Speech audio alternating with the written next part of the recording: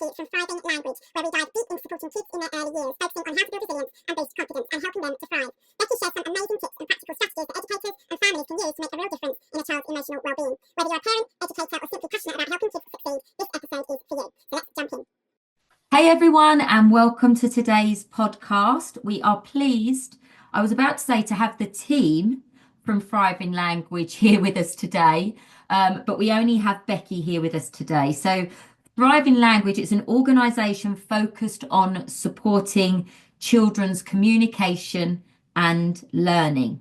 And it was founded by Rebecca, a speech and language therapist, and Becky, an early years lead.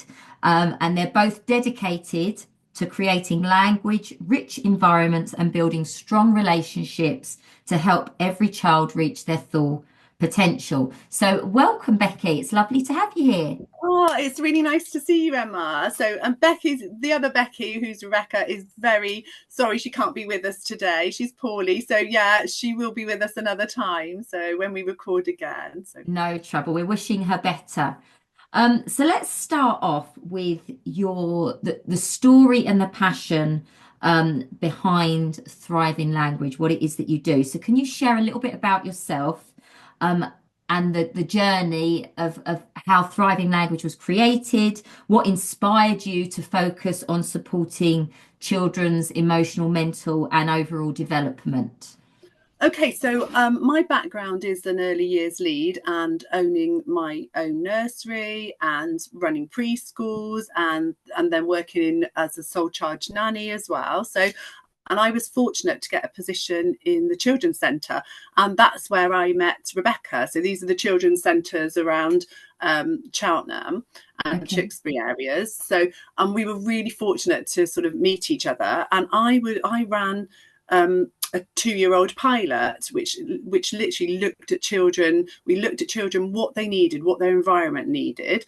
And we looked at opening the doors and having continuous provision all the way through, but with the choice of environment. So we looked at the mosaic approach as well, and we put that into our practice. We looked at the baby effective early learning approach and trained with them as well, which was fantastic.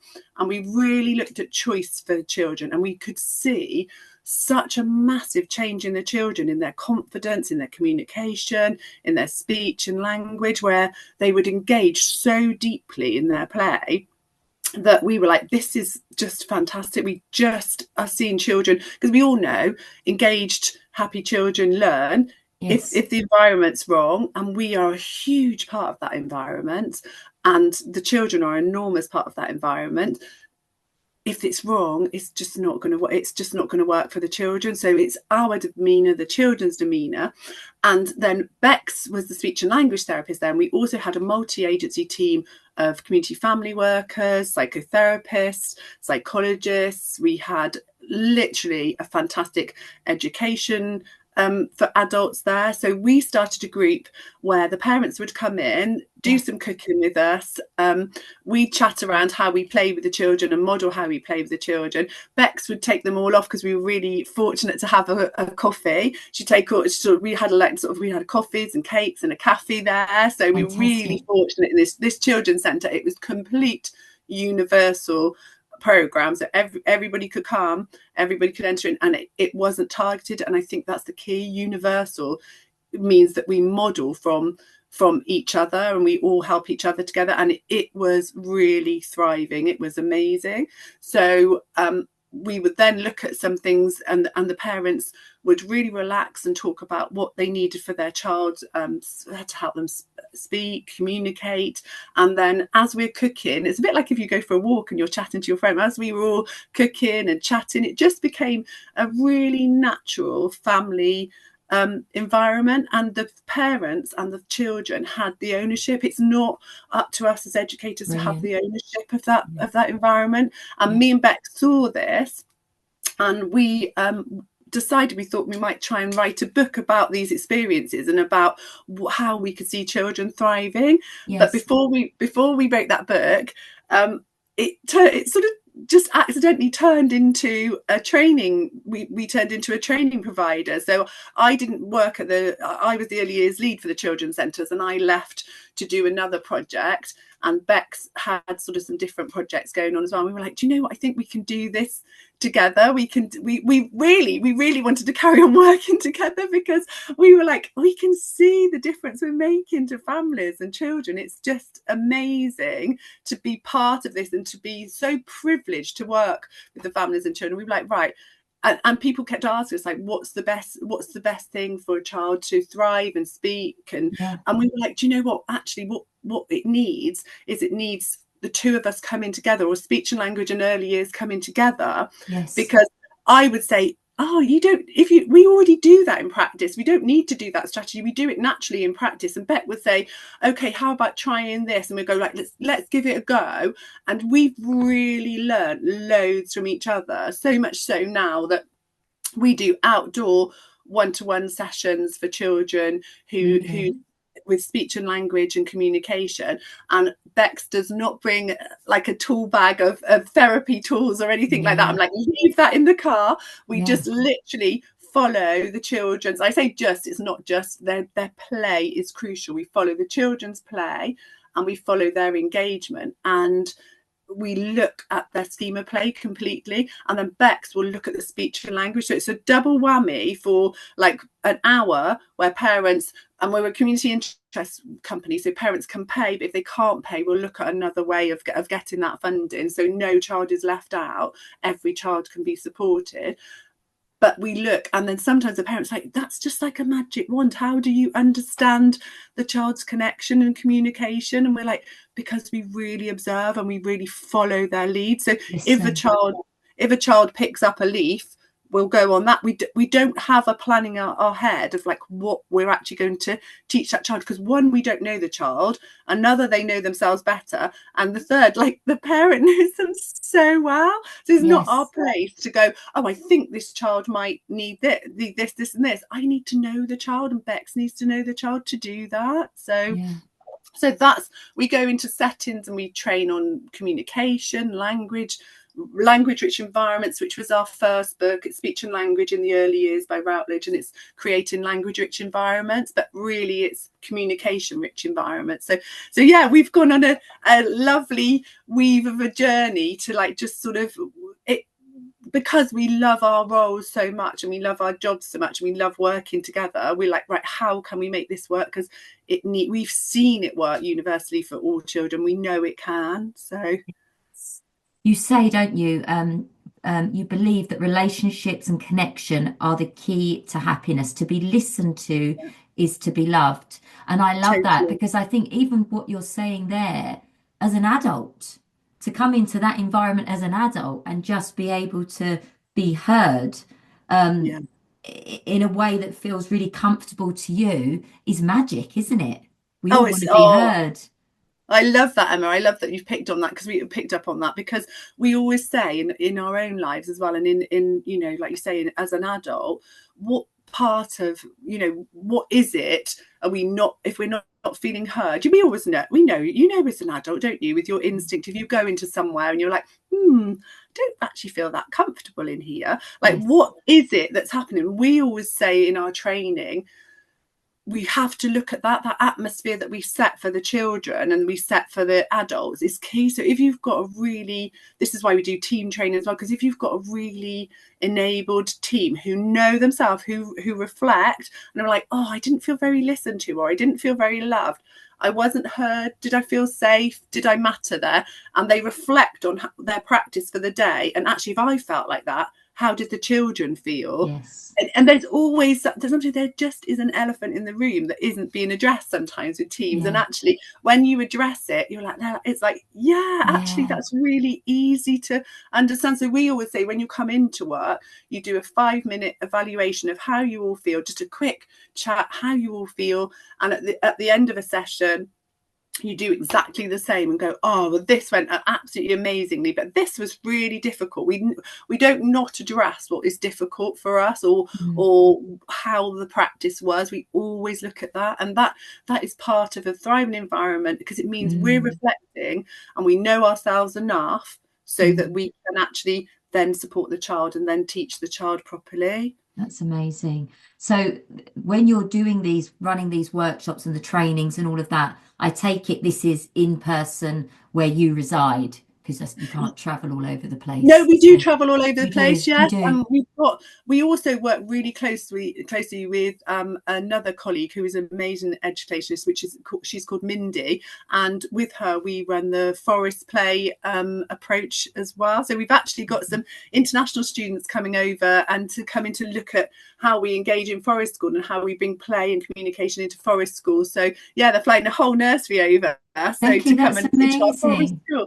So, and we travel, we go to the expos and we talk at those as well. And we go to different county councils and different nurseries ask us. So no, we travel all over the place because we're quite happy to spread the word. That's why we did our Thriving Language podcast, because we were like, everybody's so busy, but we need it to 10 minutes. They just tap in, have a listen, and you know that you're supported. And, this is why it's so great to come on yours, Emma, because it's really lovely to connect with people who have got a mission to enable children to have such an empowered life. It's brilliant. Yes, I think there's lots of people out there, isn't there, doing that, but they just need to come together.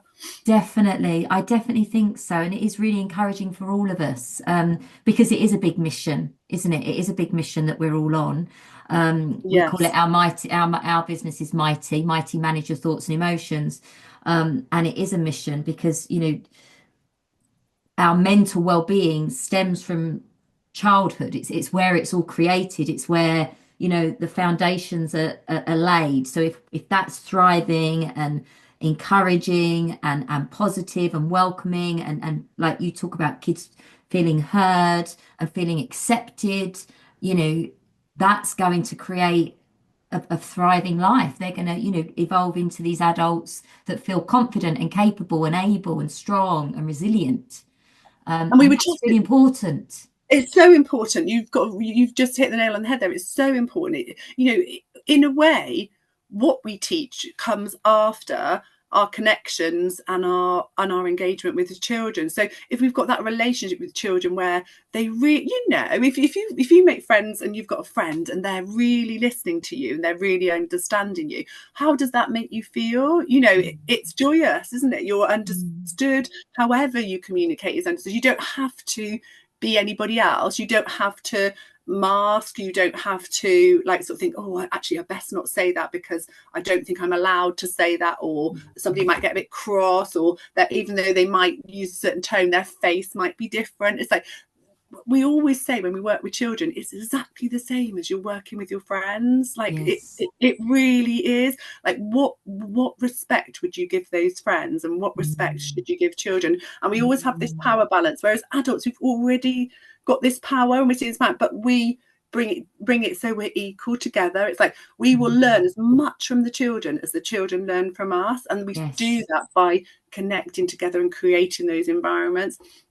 And we talk about time, space, pace as well, but actually, I know and we've got loads of early years colleagues, and also I still work in early years as well. So it's, I bring that to it as well and go, oh yeah, well we still run forest schools and we still work with children as well. So we bring that to it, and we know there is an element everybody says about time, but that time is there to teach the children, and the tiny little moments are what teach the children. So when we're getting our boots on, or when we're getting our jumper on, or when you really listen to the children in those moments, you can teach them loads, you can learn loads, but that just becomes part of the routine of like, coats on, let's get out, let's get together, but those are the moments. Snack time, we wrote a book on snack time because we were like, it's such a golden times at schools when you sit down with children and you really sort of listen to what they've been doing at the weekend, and you're absolutely enthralled by what they're doing and really engaging in their conversation.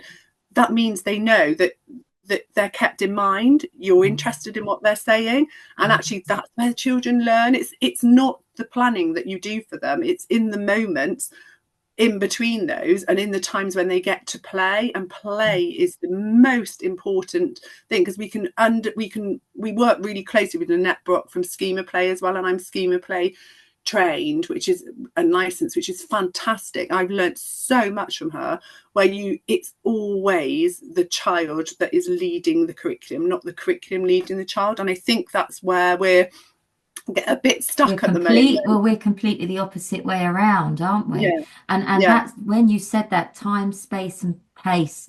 I was speaking to a friend back from where we used to live. We, myself and my family, moved down to Devon from Essex about nearly 7 years ago now.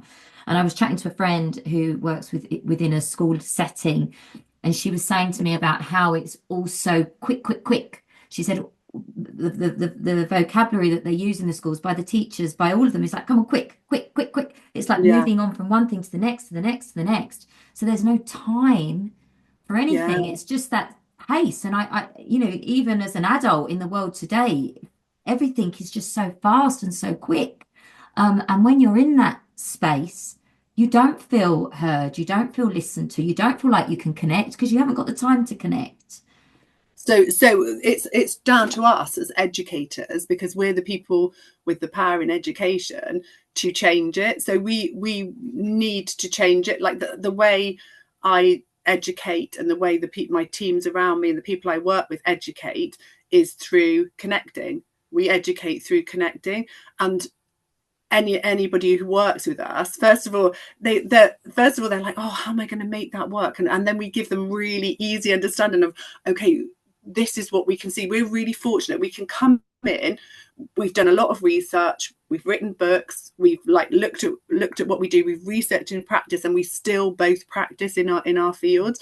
So we can come in, and we're really privileged to be able to observe, chat, communicate, and see what's going on, because sometimes you just need a fresh pair of eyes to go in, because you get stuck in a system, don't you, of like, oh, we've always done that, we'll do that. That's like you say. And actually all of that language that you've said, it's all just functional language. It's all really like, let's do this. It's not a conversation, is it? Like, quickly, let's get our shoes on. But if you've got the time to be like, and you can make that time. And I know that's contentious, but I think educators give away their power. I think educators have this power to do this. And I've seen so many amazing educators who have gone, actually, we came into this industry and this amazing profession to understand children and to teach children. And I want these children I work with to be confident adults. So what do I need to do now? We know we've got a mental health crisis. So why is that? Is that because children are rushed completely through education? And then you look at research, and you look at the research abroad, we know where the happiest children in the world are, and we know that their education doesn't start till later, and we know that they're child-led curriculums, and also that we can go outside a lot, so children really thrive outside. So I think it's really important as an educator to look at how you want to educate. So for me, I know that when I talk to children and educate children and work with them, I'm changing the pathways in their brain. So how is that? And we've got our hashtag, which is hashtag brain scientists, and we've got all our little mugs that we give out to people in training. It's like, think about the role you do.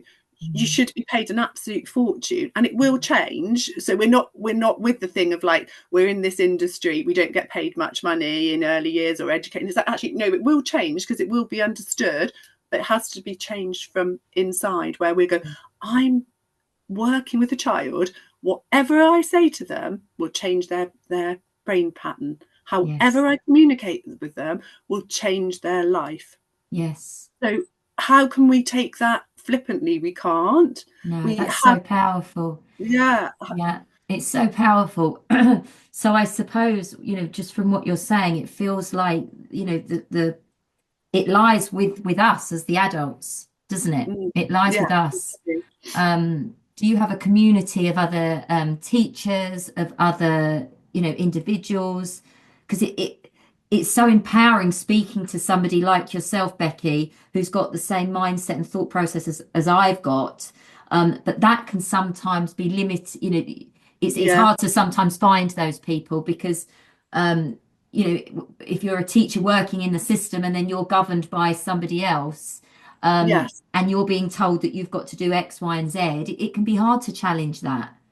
Yeah, totally. And it can. And that's why quite often, like that's why people can come to our courses and come to listen to the podcast for free and contact us. We have like a rebecca@thrivinglanguage.co.uk email that people can just email in. They can email in for free.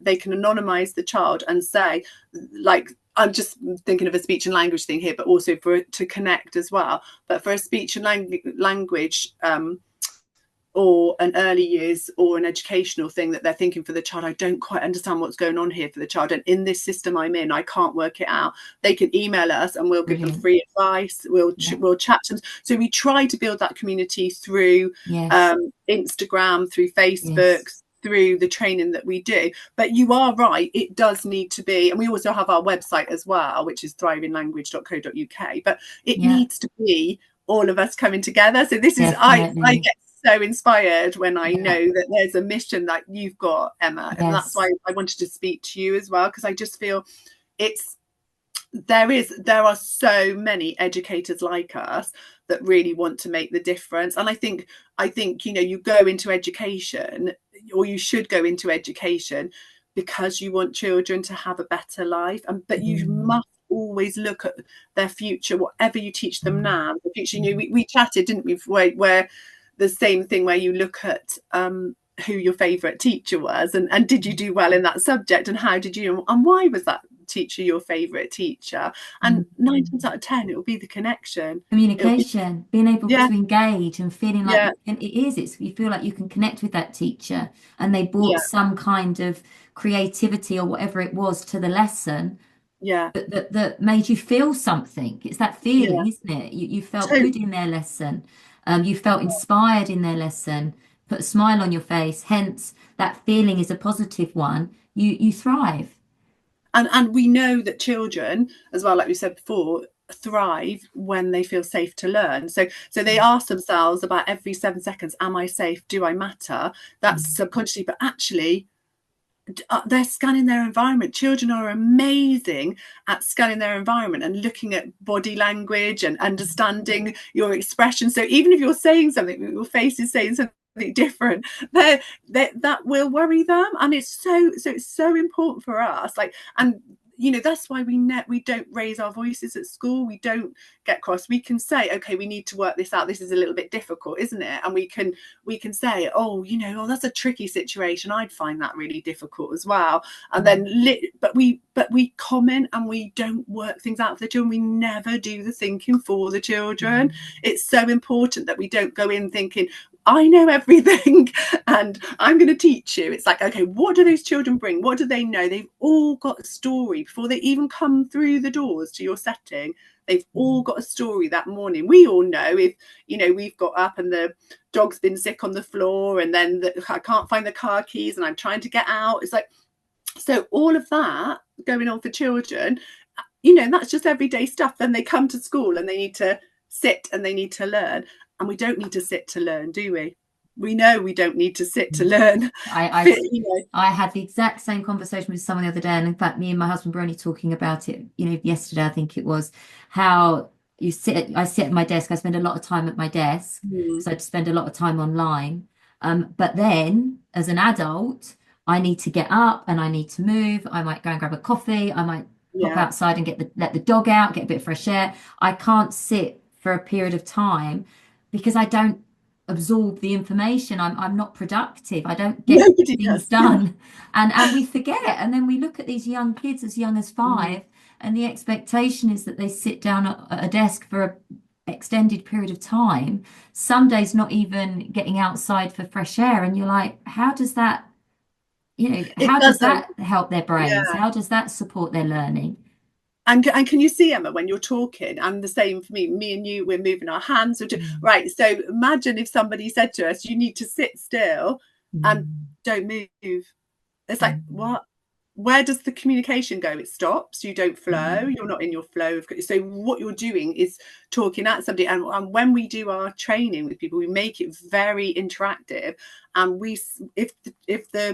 if if the adults are sitting on the floor, we sit on the floor. We never stand up to talk to, like, it's like we're all Try and in get this to their together. level. We're all, it's the That's same really for us. powerful. It's the same for children. We don't go in and go, right, we know all this, right, what can we learn from you? What is it you need us to help you with, or we all reflect on together, and we all come up with these ideas together and work out what we really need, because each setting is individual as well. So that's where, you know, and each child is individual, so that's why you work with each child individually. And again, you need to understand where they're thinking at, what their ideas are, what they know. Some children are, oh my goodness, what they know. We've got 2-year-olds at Forest School who can light a fire. Like, probably they'd go into a setting, they never think they could do that, would they?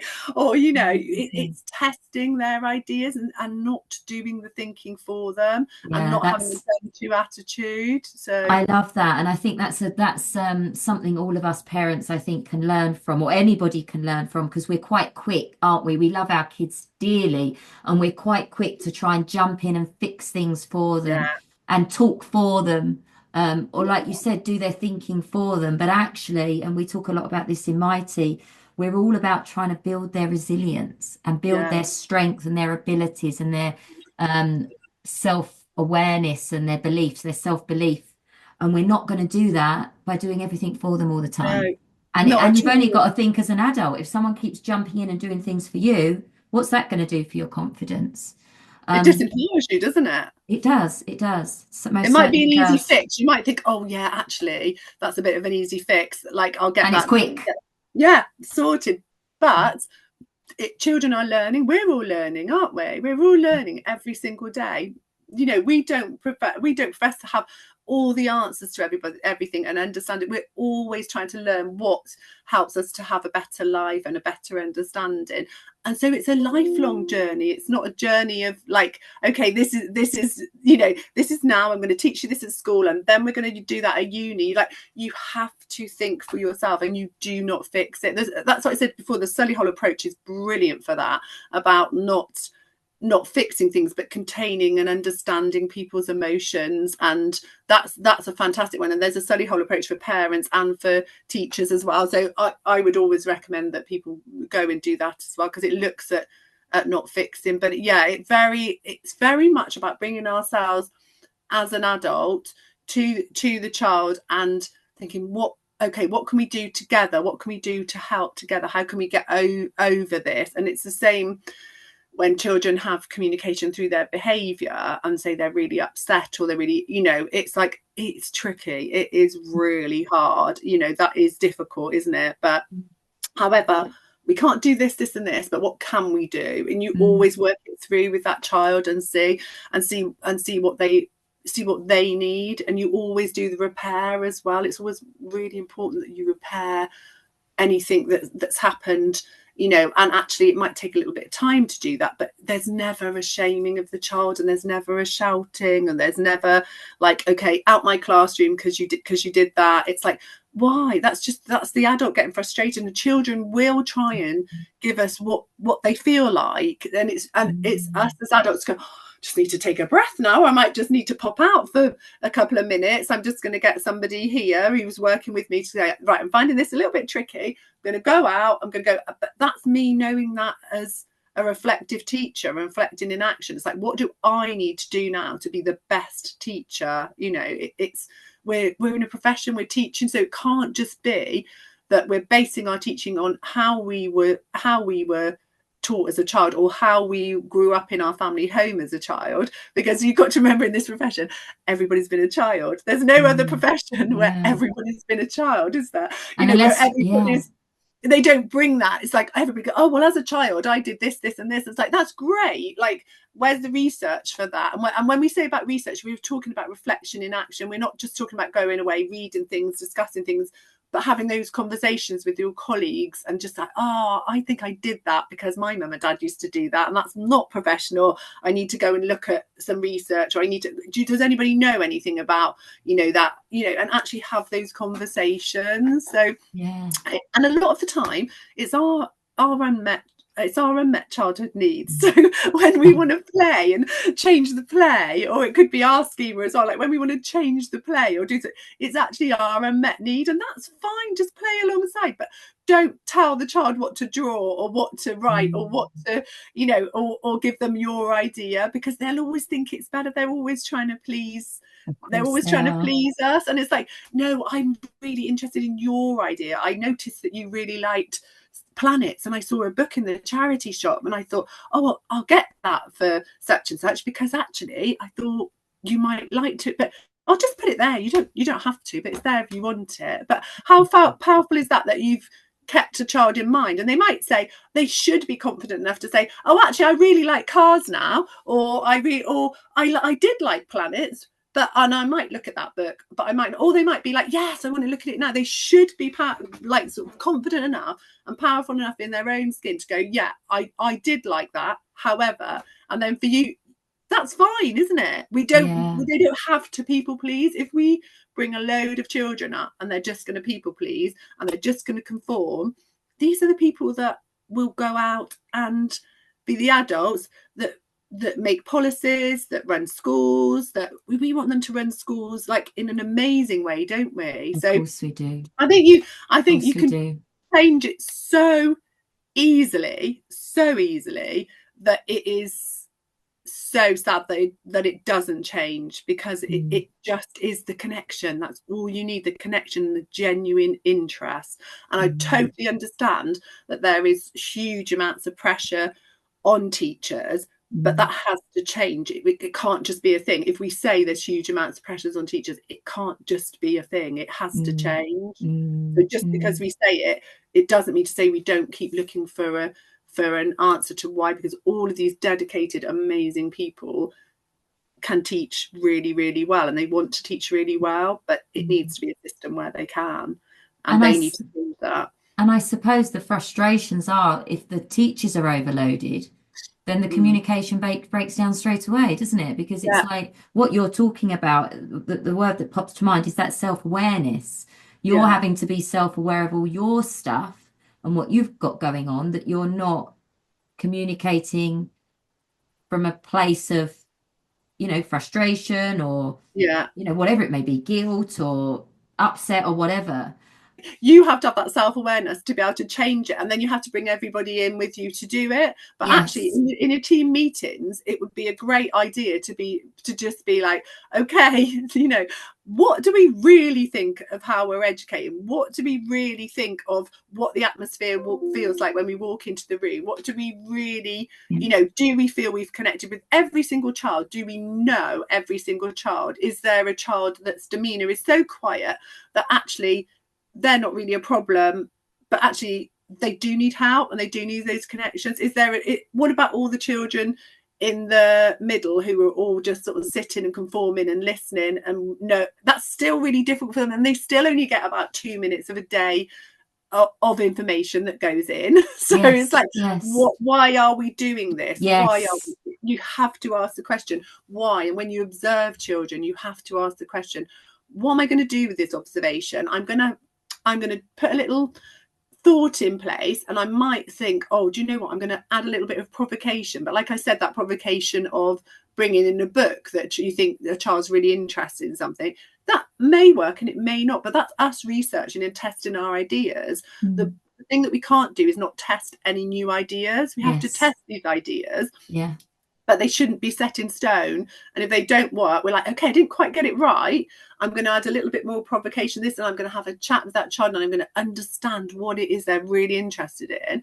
Because like we've all said, when you're really interested in something, you learn so much better. You know, that's why we were saying before, like A levels and university and things like that, you're honed in on more subjects that you might be interested in, you know, or you've got a hobby and you're so dedicated to it that, you know, you do it 4 times a week and you're really in the flow of what you're doing. And that's what we need school to be like to be, and we need early years to be really understood. So and we need everybody who works in early years and education as well to be really proud of what they do and to be really empowered to teach properly and to understand that like we've said before, everything they do has a knock-on effect on that child, on their life, on their future. So it's it's huge. It's not a profession you go into where you go, oh, okay.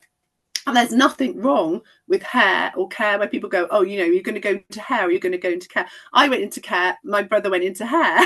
Do you know what I mean? That's what we did. Well, and we both love what we do, and we both have done really well in what we do. So it isn't a thing of like, if you don't know anything else, go into this or go into that. It's like, no, if you come into this profession, come into it with an open mind, research, and you can do amazingly well. And perhaps, you know, our industry may have more people with ADHD, may have people with more dyslexia. I don't know the research on that, but that's a power. It's a superpower, and you can make the difference because you massively.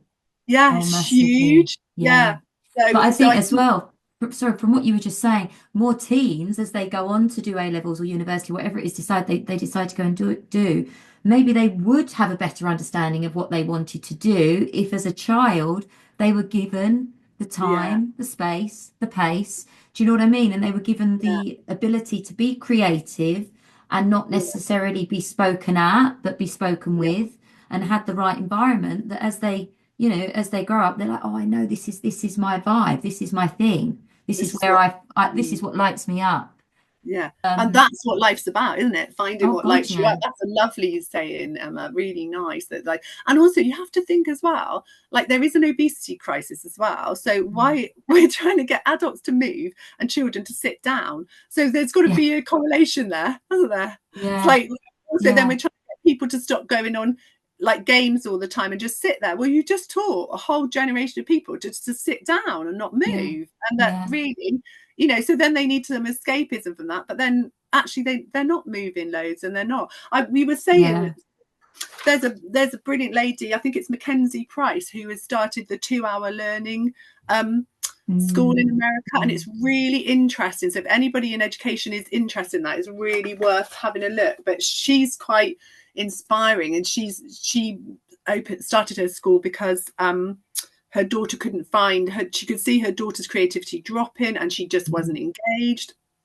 And this school looks amazing, and they are opening them all over America, I think. But it literally, you look at 2 hours of doing academic work, but it's done in a really different way, in a really relaxed way, and they've got a one-to-one tutor, and then the rest is all around their interests and sport. And these children are so confident and thriving. They are making like they're doing proper projects for charity and raising huge amounts of money. But go and have a little, I would say to anybody having a listen, go and have a little look, because that's a different way of education, and she was brave enough to do it. So that's it. That's really powerful, really empowering.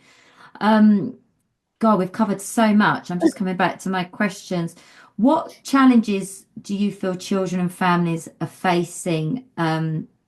And what do you think they need to feel secure, confident, and ready to thrive? So I know you spoke about the communication, you spoke about the connection, but are there any specific things that you're seeing in families that seem to be coming up time and time again, whereby...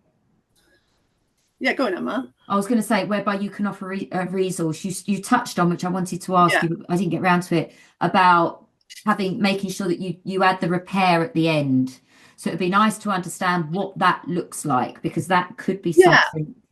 I think all of our communication and our play and everything has come together, and I think the outdoor area is the biggest thing to help families with challenges, children who really need to be understood. We have children at our forest school settings where they are doing perhaps a bit flexi schooling, or they're coming to us as well as going to school. So some of the schools are really understanding that this is an amazing opportunity for them, and for them to come outside and to be really understood and to learn all these skills.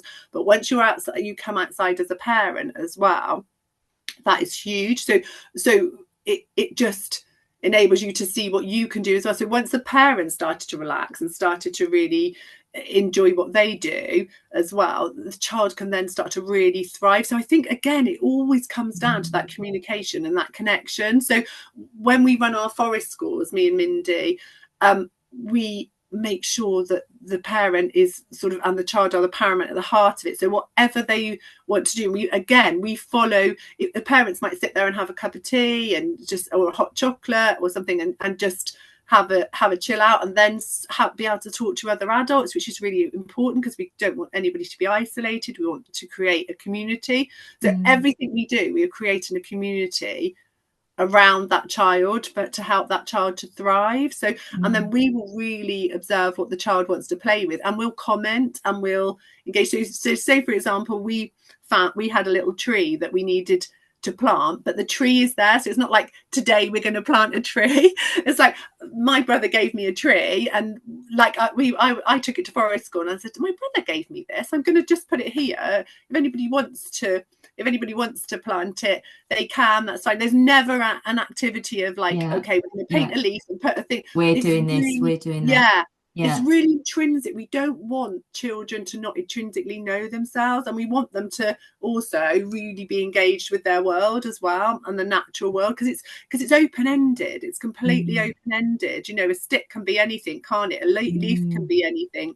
And we do this with our adult courses for our forest play approach as well, whereas adults get to like sort of, you know, experience all those things again, and they're like, the feedback is amazing, because it's like they can just be themselves. And I think so that's the most important thing, listening to families we work with, non-judgmental. You know, me and Bex learned a lot in the children's centres, and we were really privileged to have so much training there. It was amazing. But like we say, what it would look like in practice is, like we've said before, it's like commenting and understanding that, okay, you want this toy, but you also want this toy, for example. And it's not my place to come in and go, you need to share that now, because that's not your life. If I was with you, Emma, now, and I just, you had your phone and I said, I want that now, what would you say? No. Yeah. You're not having it. So if a child says no, what happens? And that's like an adult walking in and then saying, well, another adult walks in and says, Emma, it's Becky's turn with your phone now. How would you feel?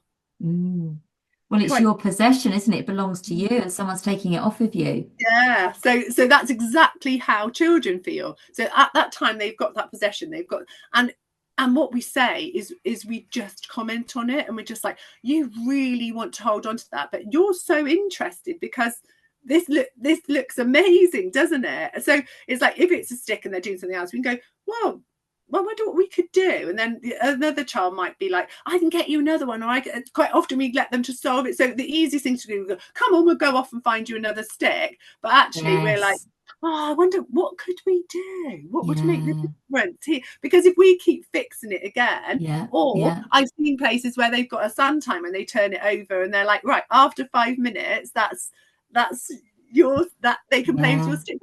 But that child's just a really good game and a really good idea. So how does that play out? Remember, we're always saying we're building things in our brain to enable us to have a better life and to be able to fit into. Well, in real life that doesn't happen. If you're playing with something as you're older, if you're doing something you really love, somebody doesn't come over and like take over, do they? And just then it's their turn to do it. So I think if you practice like you're practicing, all your practice in your education is around real life as well. It's a real great insight to actually, why am I doing that? It questions why you do things and sort of how you practice and like, are you just doing it because that's what's always been done? But yeah, so those sorts of things. I mean, that's our communication and our connection thing. And children are so confident. They start off like, you know, quite often they start off and they quite often tend to go to the mud kitchen, because the mud kitchen is always something we're a bit familiar with, like cups and things like that.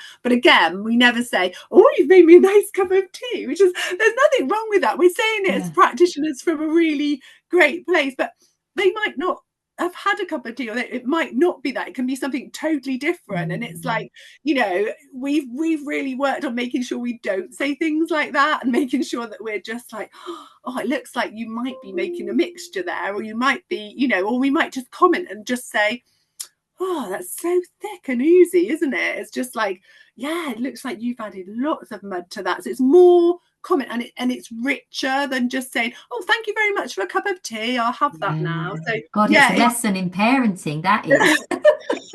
I'll be thinking about everything I say now, but it is, isn't yeah, it?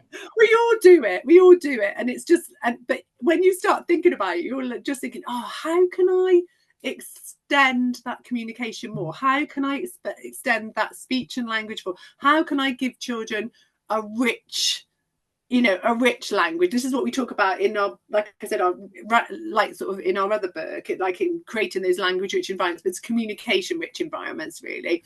And it's all about the children doing what they need to do, and us commenting, supporting, provocating. So we will always, me and Bex and Mindy as well, will always do evaluation of our own, like at the end as well, and we get really excited. We say, did you see such and such, like swinging really high from that branch of the tree and doing, or did you see them, like a little child who probably hadn't left their parent before, oh, did you see them, they went off to go and like sort of water that the tree that they planted 3 weeks ago, and actually they've got their ownership. And we've got some gorgeous children who went off for a couple of months to do some traveling, and I sent them, we were like saying, we'll let you know about this tree because this little one planted the tree, and they'd always go check it, and they decided it needed loads of branches around it and things to protect it because it was so small.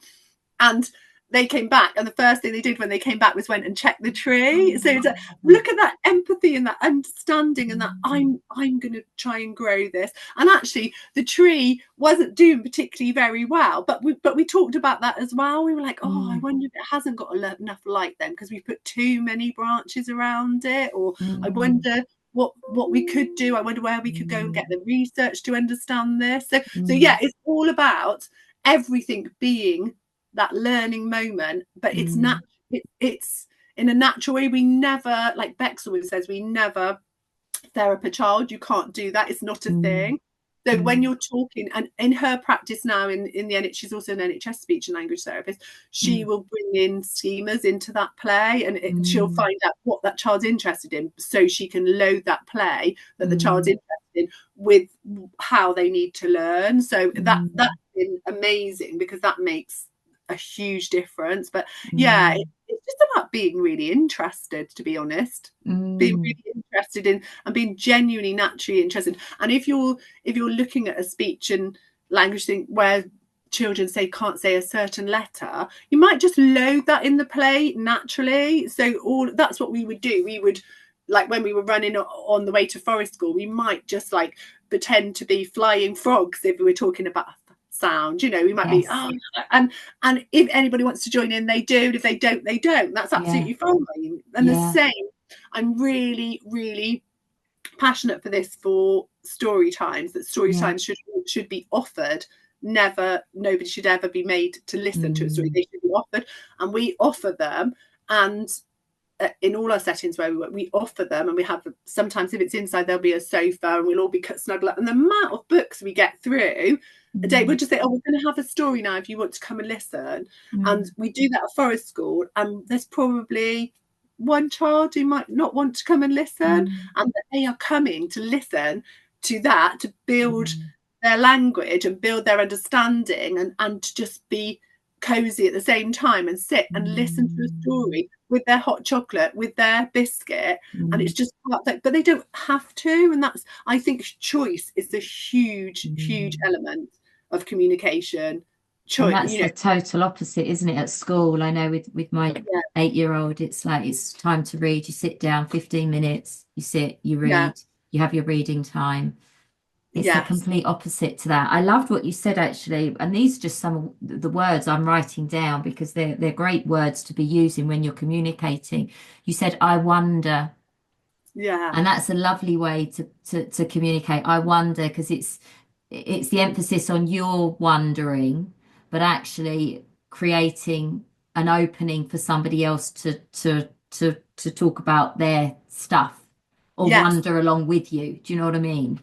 And there's no pressure there. Because it's not a question. There's no pressure in the child to answer, because you can answer, I was wondering this, and then you could just wait and see, and then you could go, I might have a think about that and go, and Mm. I might go and get that. And then they might just come along with you. They might not be interested at all. But quite often when you're intrigued by something, but you're intrigued by something that the child is really interested in, then they'll be like, so it's amazing when we practice. And sometimes we work with a lot of non-verbal children as well. You can just say, I will comment and we'll talk about things. And like, sort of, I'll just sort of say, oh, I can see that you really look like that. You're interested because that's going round and round and round. Looks like you like things that go round and round.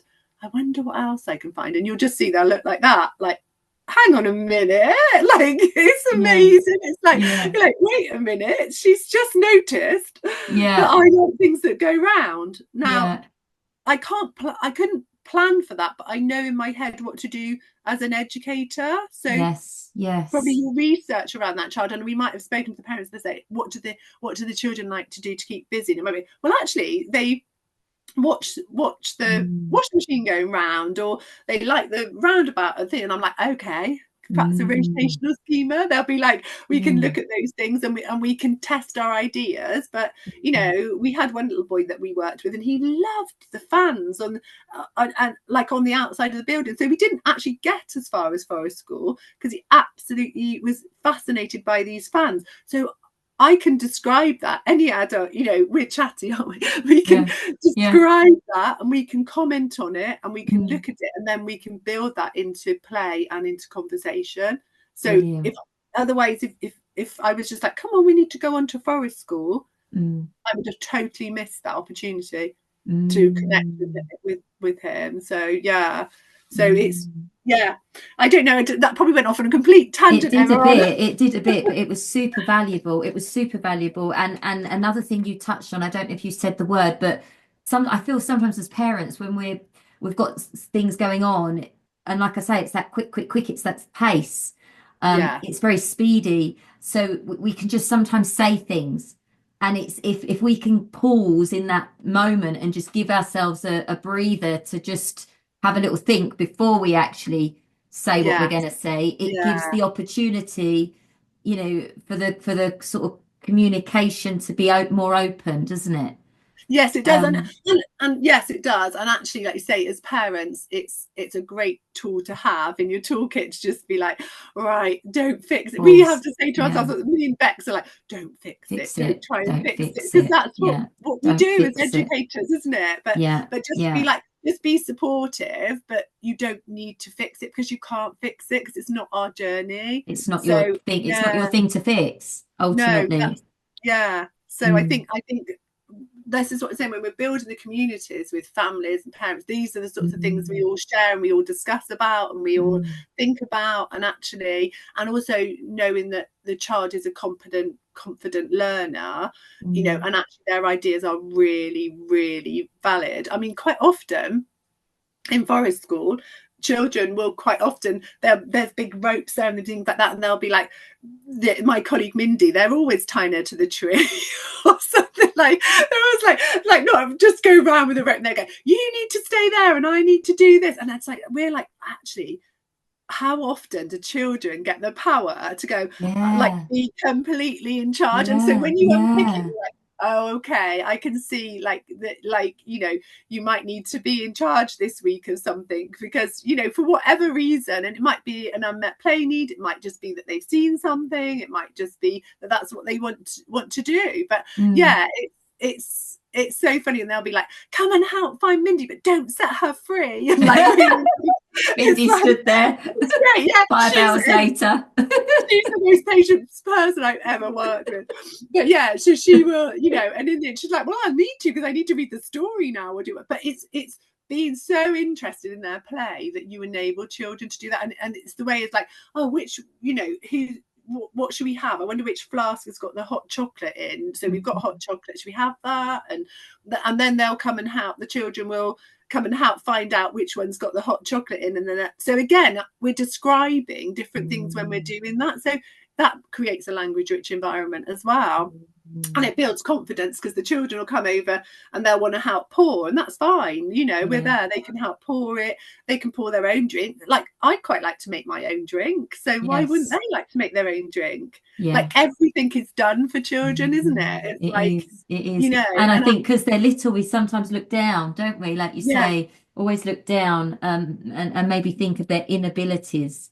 But I love what you mentioned earlier, saying you can, if your eyes are open, you can learn just as much from them as they learn from us. But that's the key thing, they're learning from us. So we've also got to be mindful of our own actions, because they do learn a lot from us. They do, and that's where our research comes into our own teaching and our reflection on, like we said before, our unmet childhood needs, our own childhood, our own professionalism, where and who we want to be surrounded with. And actually, if you're thinking in a way of like, I really understand this, I really want to make connection with children, then, you know, we set up our whole training for thriving language and work with families and do the forest because there wasn't that there, and that because we needed to do it. So, you know, and some of, like, you know, we work really closely with Gloucestershire University as well, and our lovely friend Claire there always says, like, some of the jobs that